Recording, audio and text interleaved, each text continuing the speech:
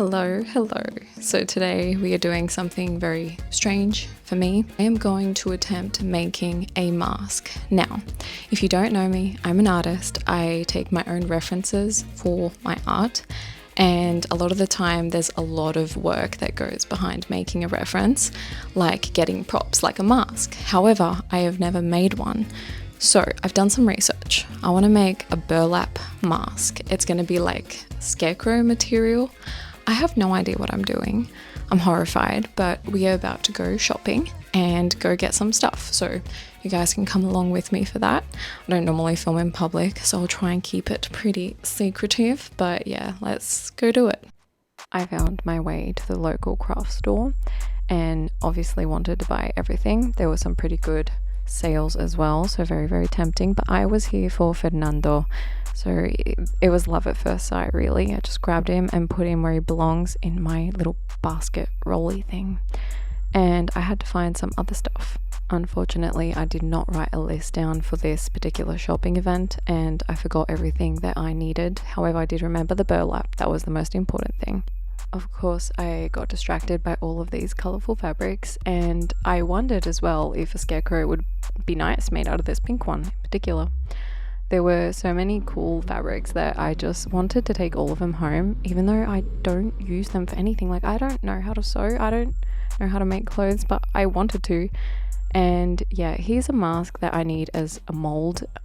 You guys will see. I don't know what I'm doing. I also got this mask because I thought that would be a cool base as well at this other store, because the first one didn't have everything that I wanted. Overall, it was a pretty good outing. I got mostly everything that I needed and some things that I didn't need, and I took everything home on the bus. I probably scared a few people, and now it's time to start making. Okay, so I'm gonna show you the little haul that I did. Starting off with this mask, I got two options for the potential base of this mask, and it will be a mask under a mask, so it will all make sense in the future, but I thought it would be cool to have some options. I also bought some of this rope material. I got two options depending on what I want it for. Again, I'm going into this pretty blindly, so it might be for hair, it might be for some loose threads, who knows. And this was the only burlap material that I could find. I thought I'd be able to find a bigger selection of it, but this was actually the only product left of it, so I was lucky that they even had that. I'm gonna need a hot glue gun by the looks of it. I watched some videos and it seemed to be a pretty prominent tool. And of course, this is Fernando. I did buy him. He is part of my collection now of things that I absolutely need in my life. And I'm so happy to have him here. I can't wait for our relationship to grow. Lastly, an absolute essential is a cup of coffee, because I won't be doing anything without it. Now let's get into the actual making. I had to decide which one of these I wanted as a base.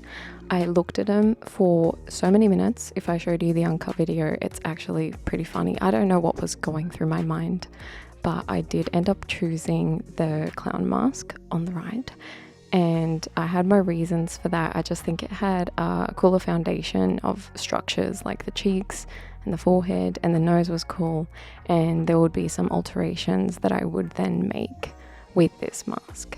Now I'm gonna need this Stanley knife, and I also am gonna probably need some scissors, and we are going to cut into this mask to make it look however I want it to look.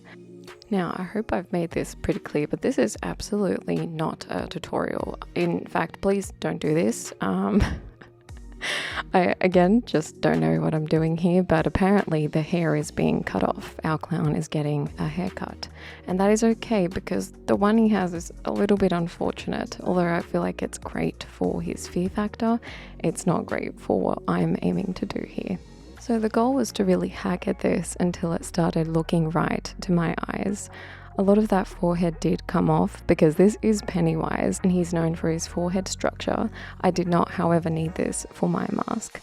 So as I kept carving away with the Stanley knife, I realized I wanted to make the eyes a little more hollow, so I just tried my best to not cut the entire mask in half when fixing these eyes up here, and it did end up working, so I just cut that away with the Stanley knife.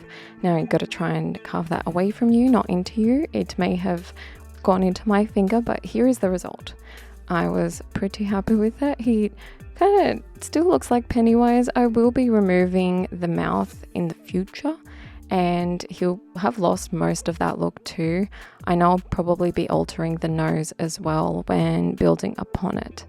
Now, for the building materials, I will be using aluminium foil and masking tape. Now this is where I become a cosmetic surgeon, because I am not creating this from scratch. I am just making alterations, so I can definitely consider myself a cosmetic surgeon now. I heightened that brow with some incisions and with a very strong base of aluminium foil and tape, and I also gave him a bit of a nose job. I wanted a bit of a bigger nose, less cutesy and more horror, you know? And I also had to just cut that mouth away. Pennywise has a very thick bottom lip that I did not need for this. In fact, I made these guys' lips very thin and spooky. This is the result of Pennywise's surgery. He had a forehead reconstruction, a nose job, and a lip job as well. Removing of Botox, perhaps you could say.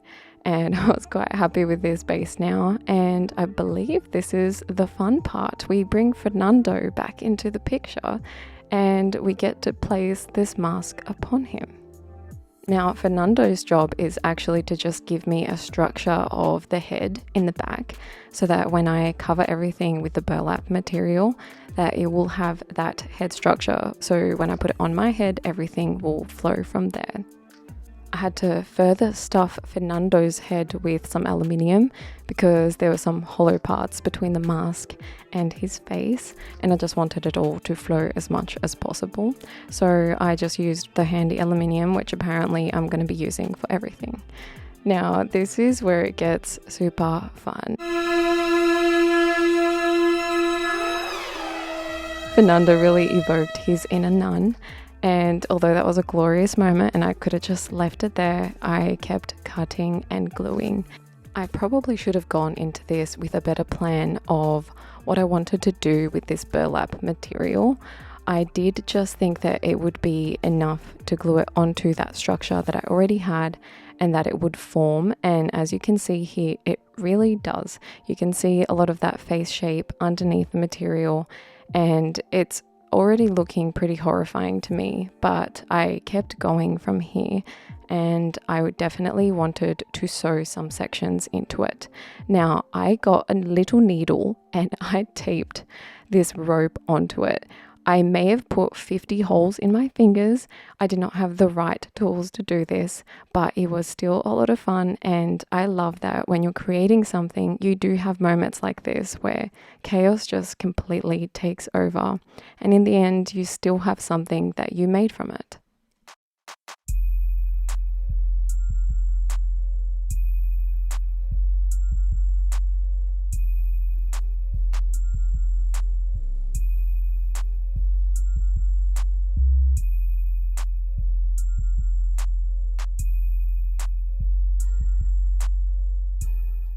At this point, I was perished, starving, and I needed a snack.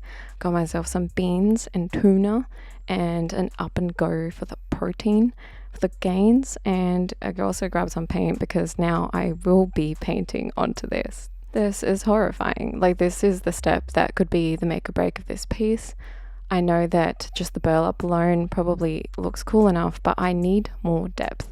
So I just shoved that brush right into his eye to create those shadows, and it was worth it. It was really worth it. He looks so happy now. I also found it a cool way to add some burlap scars, if you want to call them that, and then obviously I decided to sew into those as well for that extra depth again. I pretty much just kept altering all these little things for a bit of time until I was at a place that I was happy with. So now I'm going to show you a montage of the final product of my first mask that I've ever made, and I hope you guys like the final result.